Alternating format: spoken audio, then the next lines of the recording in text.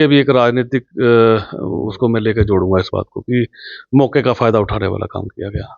हाँ, तो अगर मतलब आपने अगर आप हमारे हितैषी होते तो आपने पार्टी के अंदर रहकर पार्टी में मैंने पराग आपने पार्टी कभी ज्वाइन नहीं करी। आप लोग बिला फुसलाकर पंकज को तो ले गए, पंकज को आपने मान सम्मान नहीं दिया। आप लोग मतलबी लोग हैं, आप लोग भाई से भाई लड़ाने का काम करते हैं। आप लोग धर्म की राजनीति करते हैं, आप जातिवाद की राजनीति करते हैं। तो आपको कहीं ना कहीं सोचना चाहिए कि आप आप लोग आए, आपने किसी घर को मतलब उसको बीच में बांट दिया, फिर आपने उसको छोड़ दिया। तो क्या आप मतलब इनकी तो राजनीति यही है कि जो चल रही है, बदले की राजनीति हो गई है। अभी की जो चल रही है। तो उसमें ये है कि जो देखने मिलता है, तो कि मैं अभी मतलब इस बात पे आऊँ कि राजनीति के अंदर एक दूसरे द्वेष भाव, कोई ये नहीं मतलब उस मुद्दे के ऊपर बात ही नहीं करते कि महंगाई की बात चल रही है। सत्ताधारी लोग कि अगर महंगाई है तो महंगाई के ऊपर कोई किस उस पर बात करे, कोई रोजगार की बात करे। जो लोग एंड टाइम पे पार्टी को छोड़ गए, चाहे कई आपके वरिष्ठ नेता भी थे जिनके साथ आपने चले भी, आपने चुनाव का प्रचार भी किया। है कि राजनीतिक के एक कई मायने होते हैं कि 40 साल 42 साल हमारे आदरणीय त्रिलोचन जी भी, इन्होंने जो राजनीति करी कांग्रेस पार्टी से, राजनीति की शुरुआत भी कांग्रेस पार्टी से शायद हुई, तो 42 साल उन्होंने कांग्रेस पार्टी में काम किया। उनके क्या उनकी ऐसी बात रही होगी, तो क्या उनका से डिसीजन लिया हो गया होगा, मैं नहीं जान सकता। दर्द तो आज भी उनके अंदर आज भी है। आज भी उनके अंदर दर्द एक चीज़ है कि भी कांग्रेस पार्टी में भी आज भी वो बात करते हैं। जब देखो कांग्रेस की बात करते हैं तो कहीं ना कहीं परिवार से निकल के गया आदमी तो परिवार को भूलता नहीं है। लेकिन वो ये कहते हैं मुझे इज्जत तो बीजेपी में मिली है। त्रिलोचन जी की बात पे कि कुछ तो मजबूरियां रही होंगी, यूं ही कोई बेवफा नहीं होता। प्रोटेक्टिव मोड पे आज कांग्रेस, आपने देखा ही है कि कोई भी ऐसा प्रोग्राम जो पार्टी की तरफ से आदेश होते हैं वो भी, और वैसे भी हम लोकल इश्यूज के ऊपर हमारी पार्टी काम कर रही है, हम लोग काम कर रहे हैं। फेरी करी, या कोई आपस में वोट काट गया, कोई किसी को टिकट नहीं मिली तो वो उसकी टिकट काटने के चक्कर में था, ये चीज हुई है, मानते हो आप? बिल्कुल हमारी पार्टी में जयचंद जैसे लोग थे जो चले गए वहां पे, उन्होंने किया बिल्कुल। अभी भी हैं, आपको लगता है? बीजेपी वाले कह रहे हैं ये बात? नहीं, अभी अभी कोई ऐसा नहीं है तो, मतलब तो सफाई कर अभी दिया तो है। देखिए हमारे बिल्कुल राहुल जी ने क्लियर कहा है, बिल्कुल क्लियर कहा है कि जो हमारा जो संगठन बना है, और संगठन के अंदर और जो भी हम मीटिंग्स ले रहे हैं, जो भी हम मतलब रूटीन वर्क कर रहे हैं, जैसे मीटिंग पर मंथ हमारी मीटिंग होती है, मासिक मीटिंग होती है। उसके अलावा जो प्रोग्राम्स होते हैं उस प्रोग्राम के अंदर, चाहे वो सीनियर लीडर है, चाहे वो कोई नया लीडर आया, कोई यूथ का भी है, चाहे जो भी, आप 5 या 7 मीटिंग देखेंगे। 7 मीटिंग के बाद आप कारण बताओ नोटिस जारी करेंगे। अगर उस मीटिंग के बाद नहीं है तो उसको पार्टी से निष्कासित कर दिया जाएगा। मुद्दों की बात करें, करनाल के विकास की बात करें, आपको जो लगता है कि जैसे भी ये कोई अवैध कॉलोनी है तो उस पर आप हमारा आपस में हमारा क्या, आप आगे सामने आए। और करनाल के अंदर रोजगार की बात सबसे बड़ी बात कि जो युवा आज नशे की तरफ जा रहा है, जो युवा आज पलायन कर रहा है। नमस्कार, आप देख रहे हैं जीएमके न्यूज हरियाणा। बदलती राजनीति को लेकर पॉलिटिकल एजेंडा किस तरह से चल रहा है, राजनीति कैसे बदल रही है, हमारे साथ युवा नेता हैं, कांग्रेस के जिला प्रधान भी है, इन्हीं से जानेंगे किस तरह का इनका सफर रहा। गाबा साहब, कैसा सफर रहा? करनाल की राजनीति को आप कैसे देखते हैं? कार्यकर्ता से जिला अध्यक्ष तक का सफर कैसा रहा? देखिए, सबसे पहले मैं आपके गुड मॉर्निंग चैनल का और आपके सभी साथियों का, आपकी टीम का स्वागत, बहुत बहुत धन्यवाद आप लोग आए। और जहाँ तक रही बात राजनीतिक सफ़र की बात, राजनीतिक सफ़र तो बहुत लंबा और बहुत मतलब कार्यकर्ता के रूप में भी काम किया, और उससे पहले क्योंकि राजनीतिक विरासत में मिली है। मेरे पिताजी राजनीति में 40 साल उन्होंने कांग्रेस पार्टी को दिए, और उसके बाद हम कई पदों पर मैं रहा, और उसके बाद कहीं 12 स्टेट में लगभग मैंने काम किया, और एज ए पीआरओ तक, बीआरओ से लेकर पीआरओ तक काम किया, और कई स्टेट में ऑब्जर्वर बन के रहे। कई स्टेट में काम करने के बाद आज इस पद पे मुझे मौका मिला है। तो आज इस पद पे बहुत अच्छे एक मतलब निखर के आए हैं। मतलब कि वैसे ज़मीनी स्तर के नेता को, लोग को, जो लोग मतलब जिन्होंने ज़मीनी स्तर पर काम किया, तो आज उनको मौका मिला, हमें भी अच्छा लगता है कि उनमें से हम भी हैं एक। आपको कैसे लगा कि मैं पॉलिटिक्स में ही जाऊं? फादर साहब तो आपके थे, उनका नाम भी था, पहचान भी थी, और उन्होंने एक अलग पहचान बनाई जो आपको भी मिली है। आपको कैसे लगा कि पॉलिटिक्स ही मेरे लिए सही है? देखिए, ऐसा कोई नहीं होता कि जैसे भी पॉलिटिक्स में ही जाना है या कुछ, जो मतलब जो हम घर में देखते थे माहौल घर का, तो राजनीतिक के साथ साथ सामाजिक भी था। सामाजिक माहौल कैसे कि बड़ा भाई प्रवेश का वो कहीं सामाजिक संस्थाओं से जुड़ा हुआ है, तो लोगों को आना जाना, और राजनीतिक तौर पे फादर साहब को देखते थे, तो कहीं ना कहीं एक अंदर विचार भी आए, और उनके साथ हमें संस्कार भी मिले, संस्कारिक भी बात की, राजनीतिक विरासत के रूप में उसको आगे लेके जाने का मौका मिला। उस दौरान जब आपने शुरुआत करी थी तब कैसा माहौल था और अब कैसा माहौल है? देखिए, जब शुरुआत थी तो आज के माहौल और उस माहौल में बहुत फ़र्क है। मैं एक बात इस बात का भी प्राउड करता हूँ कि आज से 11 साल पहले जब संगठन नहीं था, तो आज से पहले 11 साल पहले मेरे फ़ादर साहब डिस्ट्रिक्ट कांग्रेस कमेटी के अर्बन के प्रधान थे। तो 11 साल बाद अगर मौका मिला तो मुझे मौका मिला इसका। और कहीं न कहीं बात ये है कि उस समय की जो राजनीति थी और आज की राजनीति में बहुत फ़र्क है। उस समय की राजनीति में क्या था कि जो लीडर्स मतलब कोई पहचान नहीं होती थी कि यहीं के लीडर कोई नाम देता था, पर्ची देता था, भी ये आदमी को बना दो, इस आदमी को बना दो, जिला प्रधान इसको बना दो। तो अब की पहले की राजनीति ये थी, अब की राजनीति ये है कि भी जो ज़मीनी स्तर पर जुड़ा है, जो आदमी काम कर रहा है, सब उनकी कार्यशैली को देखते हुए यहाँ पे ऑब्ज़र्वर लगाए गए। ऑब्ज़र्वर ने अपनी सारी बात सबसे मिल-जुल कर जो भी रिपोर्ट तैयार करी, उस रिपोर्ट में राहुल गांधी जी ने जज करी। पहले कांग्रेस में भी यही होता था, पर्ची में लिखने वाला काम देखिए होता था? नहीं, ऐसे था आपके कि हिसाब से आप अभी कह रहे हैं कि पहले होता था, हर पार्टी में होता था, आप ये बात कह रहे हैं? हर पार्टी में हर लीडर जो सीनियर लीडर होते थे, वो अपने आदमी को चाहता था कि अपने मेरा खास चहेतों को करते थे। बिल्कुल होते थे, बिल्कुल। और अब कांग्रेस में कितना बदलाव है? बदलाव है, आप देखिए ना कि अगर आज मौका मिला तो इसी बदलाव की देन है कि मौका मिला जिस बात को कि जो बताया कि आपको मैंने अभी बताया कि जो ऑब्जर्वर के रूप में अब एआईसीसी के जो ऑल इंडिया कांग्रेस कमेटी के जो कई मेंबर ऑफ पार्लियामेंट रहे हैं, एक्स एमएलएज हैं या सिटिंग एमएलएज हैं, जो हमारे यहाँ तो सिटिंग एमएलएज थे उत्तराखंड के, विपक्ष के नेता भी हैं अभी उत्तराखंड से, तो वो ऑब्जर्वर लगाए गए थे। तो उन्होंने अपनी देख-रेख में सबसे बातचीत करके सारा उन्होंने अपना रिपोर्ट तैयार करी, तो उसमें हमें मौका मिला। ऐसे तो बहुत थे यहाँ पे। ये भी कह सकते हैं कि सर कोई और था भी नहीं क्योंकि आप चेहरा एक ऐसा थे जिन्होंने काम किया, जो जिनका एक बैकग्राउंड भी था क्योंकि कई लोग, कई नेता जो है छोड़कर चले गए थे, पार्टी को काफ़ी नुकसान भी हुआ। नहीं, ऐसा नहीं कह सकते कि कोई और नहीं था कि मैं अकेला ही था। नहीं, चेहरे मतलब मजबूत चेहरा मैं कह रहा हूँ। मजबूत चेहरे की बात देखिए, अगर उनकी पहचान की बात है, मैं अपने मुँह से बात कहना अच्छा भी नहीं लगता। कई साथी कइयों ने काम भी किया है और कई यूथ कांग्रेस से भी निकल के आए। तो एक ये बात क्योंकि करनाल को एक लोकल दावेदार चाहिए था ना कि एक जो उनकी आवाज़ उठाए मजबूती से बात रखे। बात वही आपकी बात ठीक है। बात मजबूती से अगर मान लो कोई और भी आता तो वो भी रखता। पार्टी की बात है, पार्टी की जो विचारधारा से जुड़ा है, जो पार्टी को मजबूत करने का काम कर सकता है। तो उन्होंने कहीं न कहीं उन्होंने भी देखा होगा कि मेरे फ़ादर साहब भी डीसीसी प्रेज़िडेंट है, उन्होंने इतने साल काम किया। पंकज छोटा भाई है, वो यूथ कांग्रेस का 2 बार प्रधान रहा, फिर उसकी मिसेज़ रही। मैं जिले का प्रधान रहा यूथ कांग्रेस का 10 साल। स्टेट का महासचिव रहा यूथ कांग्रेस में, कई पदों पे काम किए हैं, तो कहीं न कहीं राहुल गांधी जी से मुलाकात हुई थी, क्या बात करी आपने? कुछ बताया उनको कि किस तरह का माहौल चल रहा है, कैसे सुधार आया? क्योंकि जिला कांग्रेस मजबूत हुई है कि नहीं? बिल्कुल, बिल्कुल। अब वही आपने जैसे पहले क्वेश्चन किया कि पहले की कांग्रेस और अब की कांग्रेस में क्या फ़र्क है? अब की कांग्रेस में हमारा ये फ़र्क है, हम डेली के रूटीन का जो हमारा वर्क होता है, पार्टी के जो तरफ से जो हमारे अगर प्रोग्राम आते हैं वो अलग है। और जो प्रोग्राम हम अपने रूटीन वर्क में करते हैं, जैसे मैंने कल वार्ड नंबर 16 का प्रोग्राम किया, उसमें गए या जो भी हमारे प्रोग्राम्स होते हैं, तो उसको हम डेली रिपोर्ट उसका बना के भेजते हैं। तो हमारी एक ड्यूटी है।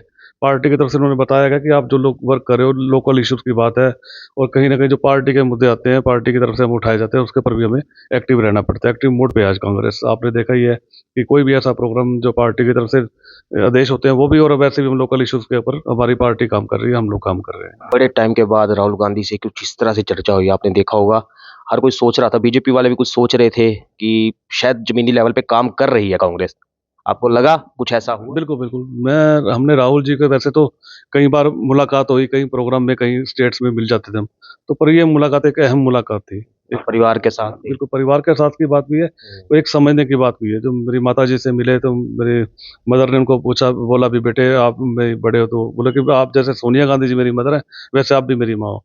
तो पराग, पंकज साथ था, तो पंकज की बात भी हुई, मेरी बात भी हुई। तो उन्होंने बोला कि नहीं अच्छा काम कर रहे हैं, हम उनका रूटीन में देखते हुए ये काम वर्क अच्छा है और अच्छा इनको ज़िम्मेवारी मिली है, आप इसे बखूबी निभाएँ।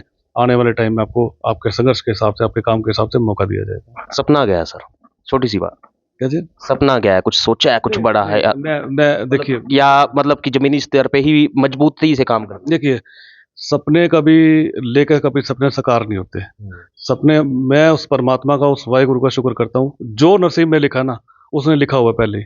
जो है जो काम, जो वर्क कर रहा हूँ, मैंने कभी ये सोच के राजनीति नहीं करा कि कल आने वाले टाइम मुझे ऐसा हो तो ऐसा हो। जो भगवान ने लिखा है वो मंज़ूर है, जो करेंगे वो मंज़ूर है। हमें जो राह दिखाई गई है, जो रास्ते पे चले हैं, उसको अच्छे रास्ते पे लेकर चलें और जो मेरे को ज़िम्मेवारी दी है, उस रास्ते को बखूबी निभाऊँ, ताकि ये जो एक मैं और बात आपके चैनल के माध्यम से बताना चाहता हूँ कि जैसे जिला अध्यक्ष की बात है, मेरे से पहले भी जिला अध्यक्ष रहे, अब मैं जिला अध्यक्ष हूँ, आगे और भी जिला अध्यक्ष रहेंगे।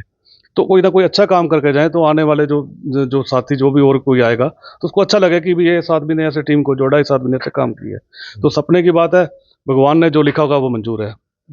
जो लोग पिछले चुनाव की अगर मैं बात करूं, पिछले चुनाव में थोड़ा सा आपको लगता है नुकसान हुआ, जो लोग एंड टाइम पे पार्टी को छोड़ गए, चाहे कई आपके वरिष्ठ नेता भी थे जिनके साथ आपने चले भी, आपने चुनाव का प्रचार भी किया, उन्होंने कई आरोप लगाए, आपको लगता है उससे नुकसान हुआ और कई चीजों में बदलाव आया? देखिए, अब बात वही है कि राजनीति के कई मायने होते हैं कि 40 साल 42 साल हमारे आदरणीय त्रिलोचन जी भी, उन्होंने जो राजनीति करी कांग्रेस पार्टी से, राजनीति की शुरुआत भी कांग्रेस पार्टी से शायद हुई, तो 42 साल उन्होंने कांग्रेस पार्टी में काम किया। उनके क्या उनकी ऐसी बात रही होगी, तो क्या उनका से डिसीजन लिया हो गया होगा, मैं नहीं जान सकता। दर्द तो आज भी उनके अंदर आज भी है। आज भी उनके अंदर दर्द एक चीज़ है कि भी कांग्रेस पार्टी में भी आज भी वो बात करते हैं, जब देखो कांग्रेस की बात करते हैं, तो कहीं ना कहीं परिवार से निकल के गया आदमी तो परिवार को भूलता नहीं है। लेकिन वो ये कहते हैं मुझे इज्जत तो बीजेपी में मिली है। देखिए, वो तो उन्होंने कई बार बाखूबी वो भी जानते हैं, पूरा करनाल भी जानता है। और आप भी देखते होंगे जो उनके चैनल में जो जो भी उनकी बाइट्स चलती हैं, जो भी उनके इंटरव्यू होते हैं, तो उसके नीचे इंटरव्यू के नीचे कमेंट्स भी देखते हैं। पुराने घर को तो सर कोई नहीं भूल पाता, लेकिन वो कहते हैं ना कि एक इज्जत, जो वो कहते हैं कि मुझे इज्जत यहाँ मिली है, वहाँ ना कुछ कदर कुछ नेताओं ने कदर नहीं करी। आप भी जानते हैं उनके नाम, मैं भी जानता हूँ, पूरा करनाल जानता है जिनकी वो नाम लेते आए हैं, उनकी कदर नहीं करी। शायद इस वजह से वो नाराज होके गया, किसी और से उनकी कोई नाराजगी नहीं थी। उन्होंने कितनी बारी कहा। नहीं, राजनीति के अंदर देखो, आप कोई ना कोई राजनीति के अंदर कोई भी अपने आप को मतलब अपने से आगे बढ़कर देखना नहीं चाहता, तो उसका एक रास्ता होता है। अपने आप को अपनी लाइन खींचते जाओ, अपने काम को बढ़ाते जाओ, अपने आप वो लोग भी खुद खुद ब खुद आपके सामने आएंगे। राहुल जी का ही एक दिया हुआ वहाँ पर एक उन्होंने एक अंक, बिल्कुल। तो उन्होंने कहीं ऐसी बातें हमें जो इंटरव्यू के अंदर जो हमारे जो हमारा कैंप था, 10 दिन का कैंप था, तो 10 दिन में हमें 3 घंटे उन्होंने हमारा जो सेशन लिया, तो उसके ऊपर बातचीत हुई। तो बात इसी बात पे आ रहा हूँ मैं दोबारा, त्रिलोचन जी की बात पे, कि कुछ तो मजबूरियां रही होंगी, यूं ही कोई बेवफा नहीं होता, कोई बातें रही होंगी जो उनकी कहीं। देखिए, उनका लंबा लेकिन सफर एक बात सर हो रहा है, मदद तो करी है चुनाव में। एक इंटरव्यू सुना था मैंने, त्रिलोचन जी कह रहे पैसों की मदद हुई है, लेकिन मैंने कुछ लगाए कुछ नहीं लगाए। तो आपको लगता है कि फाइनेंशियली उनकी मदद हुई थी? पार्टी, देखिए, पार्टी फंड देती है, चाहे कोई भी पार्टी हो, जिसको जो उसके जिसको भी टिकट मिलती है, तो हर आदमी उसको सामाजिक भी हुई थी, लोगों ने भी दिया। बिल्कुल सामाजिक तौर पे लोग फंडिंग करते हैं। पार्टी भी फंड देती है, सामाजिक तौर पे लोग आपस में यार दोस्त भाईचारे में भी लोग फंडिंग करते हैं। फिर भी नाराज हो गए। नहीं, नाराज की बात देखिए, हम पार्टी ने तो हमारी पार्टी ने तो 2 बार उनको टिकट भी दी है। उनको अल्पसंख्यक प्रकोष्ठ का चेयरमैन भी रखा है हरियाणा का। तो अब हम नहीं जान पाएंगे ना, हम इस पे पर टिप्पणी करना चाहेंगे कि भी ऐसी क्या वजह रही, उस वजह पे हम जाना भी नहीं चाहेंगे। पर बात यह है कि अब वहाँ पे अगर हैं तो मैं इतनी सी बात करूंगा कि आप अपनी पार्टी के लिए पर ज़्यादा ध्यान रखा करें, बजाय कि कांग्रेस के ऊपर। तो फिर मतलब उनको नहीं, सपने में भी कई बार कांग्रेस लगता है आपको? हाँ, नहीं, देखिए, वैसे तो हमारे सामाजिक तौर पे हमारे रिलेशन हमेशा रहेंगे, और मेल जोल रहेगा, पारिवारिक है, हमारे दुख सुख में आना जाना भी है। पर वहाँ तक पार्टी की बात है, पार्टी के अंदर अब वो बीजेपी मतलब कांग्रेस को अलविदा कह चुके हैं, तो हमारी तरफ से तो मतलब कभी खामियां होंगी तो अपनी अपनी पार्टी के अंदर खामियां देखिए आप। आपने ये जो ये अभी मैंने एक इंटरव्यू देखा था, उसमें बोल रहे थे कि इतने 150 करोड़ का घोटाला, जो ये फ्लाईओवर की बात कर रहे थे। तो अब वहाँ थे, यहाँ थे तो वहाँ की बात है ना, और वहाँ थे तो यहाँ की बात है। मैं तो अभी मौका आएगा, सरकार बनेगी तो सब तब देखेंगे सब कुछ कैसा है। आपको क्या लगता है सर, जो लोकल राजनीति होगी अब किस तरह की होगी?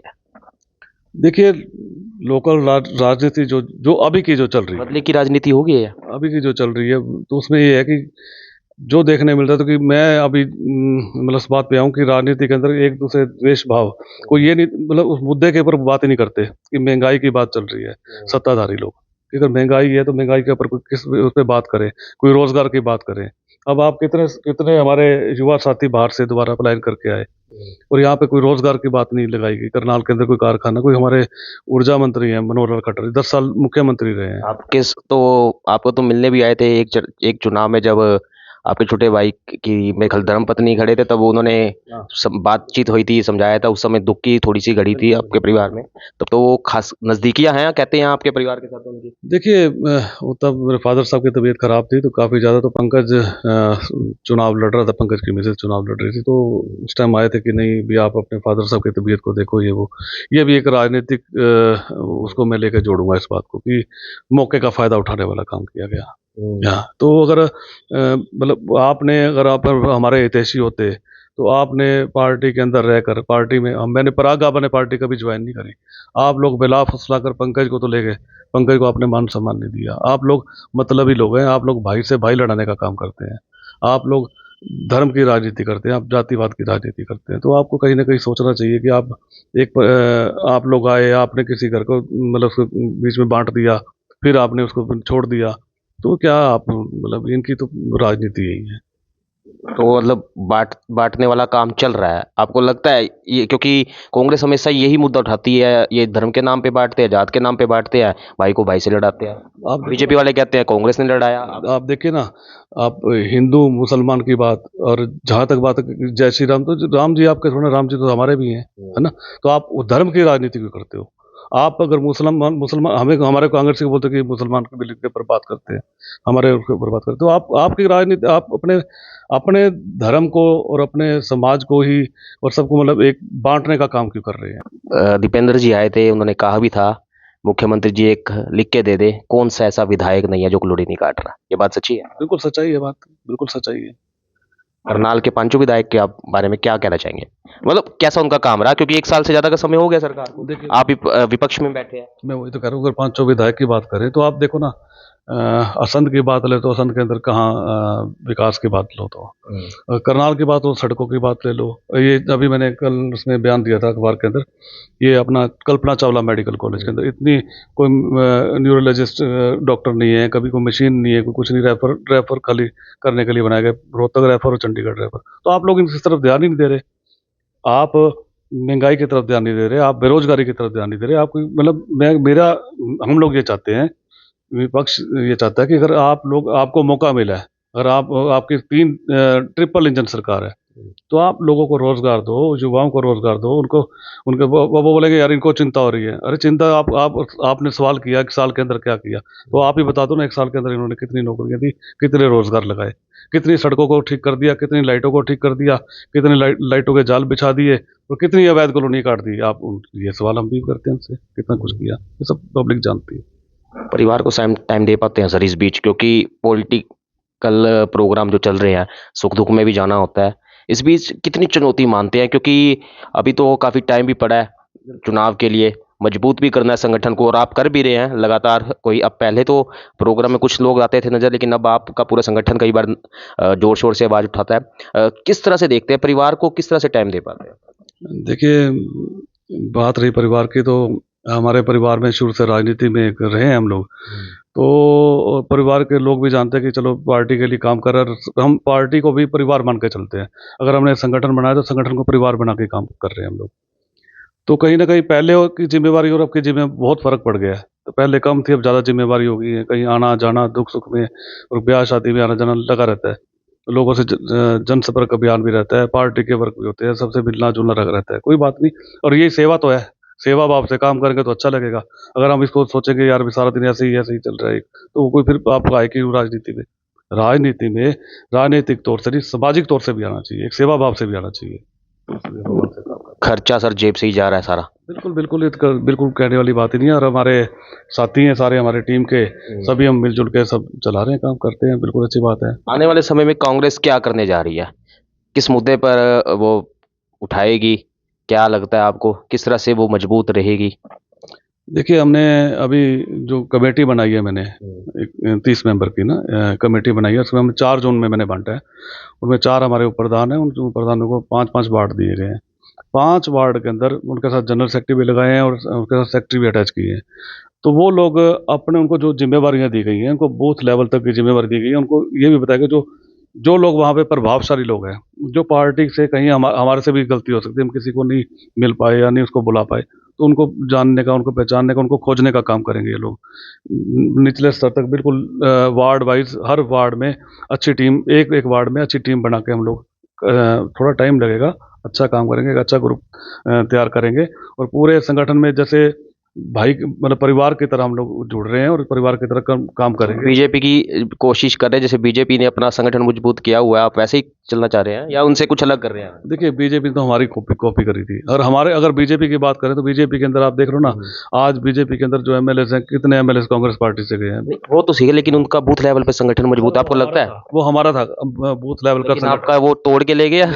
लेके गए उनकी अपनी, उन्होंने जो संघर्ष किया, काम किया, तो ठीक है, अच्छी बात है। आज हम लोग उन्हें उन्हें करीब करीब सर 70 साल से ज्यादा का समय लगा इस मेहनत करने में। आपको लगता है कि 70 साल एक बहुत बड़ी मेहनत होती है? अब 15 साल तो तीसरा टर्म है हरियाणा में बीजेपी का। तीसरे टर्म के दौरान यानी कि 11 साल हो चुके हैं सरकार को। 11 साल में कांग्रेस ने कितना संघर्ष किया? देखिए कांग्रेस की तो बिल्कुल सरकार इस पर बनी हुई थी, है ना, सब लोग जानते हैं। और जैसे वो नतीजे आए तब भी लोगों ने देखा था, तो वोट चोरी की सरकार है। पीछे इंटरव्यू में बात भी कही थी राहुल गांधी जी ने, 25 लाख वोटों की चोरी, जिससे हरियाणा की सरकार बनी 25 लाख वोटों की चोरी से। ठीक है, वो समय अगर बात है, अगर 32 वोटों का भी हमारा उचाना में ब्रजेंद्र सिंह जी का, उनका भी वोट में फैसला आना बाकी है।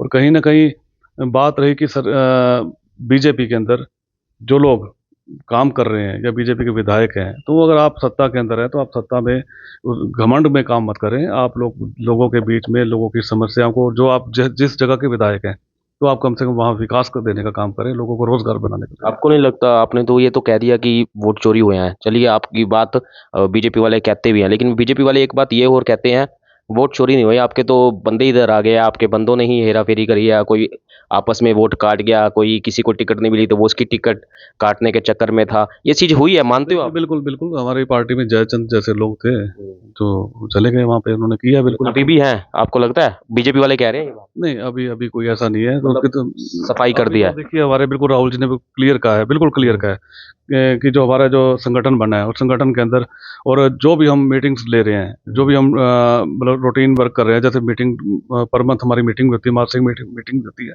उसके अलावा जो प्रोग्राम्स होते हैं, उस प्रोग्राम के अंदर चाहे वो सीनियर लीडर है, चाहे वो कोई नया लीडर आया, कोई यूथ का भी है, चाहे जो भी, आप 5 या 7 मीटिंग देखेंगे, 7 मीटिंग के बाद आप कारण बताओ नोटिस जारी करेंगे। अगर उस मीटिंग के बाद नहीं है तो उसको पार्टी से निष्कासित कर दिया जाएगा। हमारा तो बिल्कुल पूरे हम उस हिसाब से मतलब अच्छी तरह काम करेंगे, पार्टी को मजबूत करने का काम करेंगे। और ऐसे लोगों से जो घर बैठ के अपनी राजनीति को चमकाना चाहते थे, तो उनका वो समय नहीं रहा। एक संदेश करनाल के लोगों के नाम? देखिए मेरा करनाल के लोगों से यही संदेश है कि आप लोग एक तो भाईचारा बना के चलें।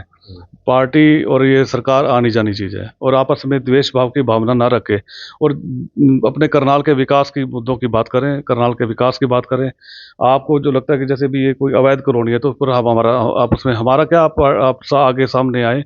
और करनाल के अंदर रोजगार की बात सबसे बड़ी बात, कि जो युवा आज नशे की तरफ जा रहा है, जो युवा आज पलायन कर रहा है, तो उनको कहीं ना कहीं साथ देना चाहिए।